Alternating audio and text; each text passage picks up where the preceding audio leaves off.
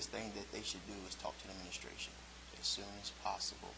And it will be difficult because it is their friend, but at the same time, you're talking about safety and you're talking about protection. And if you really care about your friends and you really care about their safety and you really care about their protection, I would encourage them to go forth into administration and let them know what happened, what's going on, and what's your concerns. And it can only help the situation. It will not harm it. Well, I think it's always important to keep communication open with teachers and administrators. I mean, it's always good to connect with other parents at parent-teacher meetings and things like that to keep the lines of communication open, to really find out what's going on, to resolve those conflicts. I think communication is always a big, major part of resolving conflicts between our kids and the school. As far as the administration is concerned, a lot of times administrations will ask you questions, and they will gather the facts.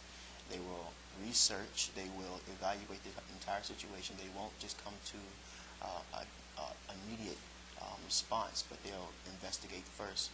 And after they finish investigating, they'll come back usually and process the situation. And by that time, the truth has come forth, and whatever consequence has to happen happens at that time.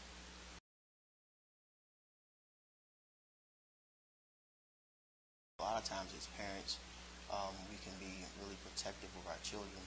I think that the best thing to do is to sort of stay neutral in the situation, gathering the facts from the proper administration, talking to people who are their witnesses, but basically talking to the ones who are dealt with the situation, and talk to them primarily, not to think that your kid can't do anything wrong, but at the same time not realizing that you probably don't have a bad kid.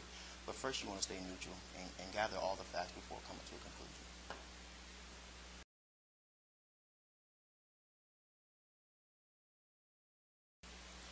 A lot of times when you go through your hardship as a parent, dealing with the stress of life, you have to be able to reason with your child, sit down, talk with your child, communicate with your child. I know that as parents we have a lot going on in our own lives, but we need to figure out where our kids are coming from.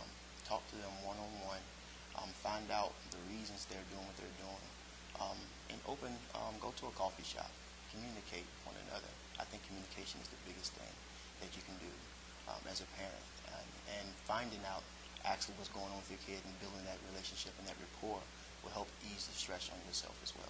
I think planning ahead of time, making sure that you're prepared for the next day can take a lot of stress off of you, whether that be preparing a meal early, getting clothes done early, ironing, whatever that may be, laundry. Just try to prepare and plan ahead, and that usually makes the day go by a little bit better.